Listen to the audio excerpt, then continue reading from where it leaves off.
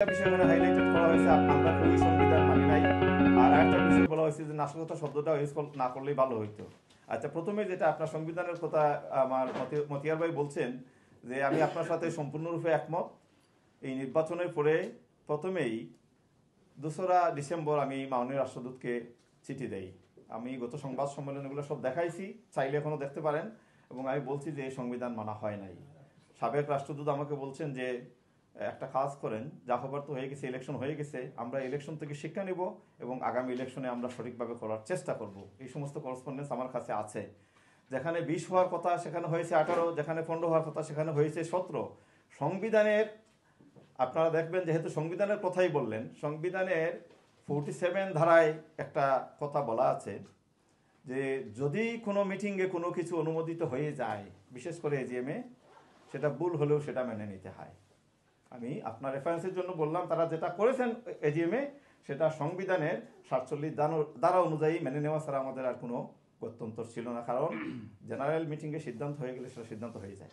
আর নাশকতা, আপনি self explanatory, আপনি নিজেই বলেছেন যে বাইরে গিয়ে হাই কমিশনারের গাড়ির দরজা খুলে সেখানে লাথি দেওয়া হয়েছে। ফুটেজটা আমার কাছে আছে, আমি আপনাকে ফরওয়ার্ড করতে পারবো।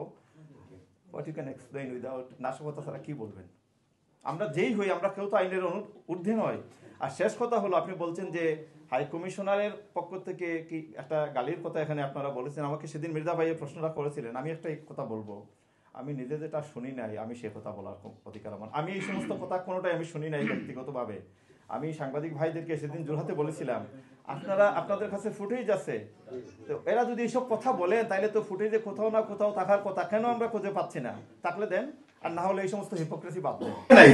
আর মেম্বারশিপ সংবিধানের 1 নম্বরে বলা আছে পরিষ্কার, 1983 সালের মে মাসের 9 তারিখ এটাকে চ্যারিটি করা হয়েছে। তো চ্যারিটির সময় একটা অ্যাপ্লিকেশন সাবমিট করতে হয়, সেখানে সাবস্ক্রাইবার কারা সেটা বলতে হয়।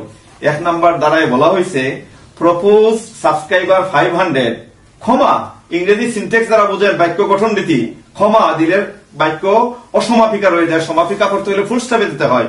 ফুল স্টপের আগে বলা হয়েছে, সমাপিকা ক্রিয়ায় গিয়ে বলা হয়েছে সিনট্যাক্সে যে time to time management committee will increase ইট। এখন আপনি 1000 করেন, 5000 করেন, সাংবিধানিক কোনো বাধ্যবাধকতা নাই। আপনারা সবাই মেম্বার যদি হতে চান, কে সেটা বাধা দিবে? এটা বাংলাদেশের অর্গানাইজেশন, যত খুশি আপনারা আসেন, আমরা সবাইকে মেম্বার করবো, কোনো বাধ্যবাধকতা নেই।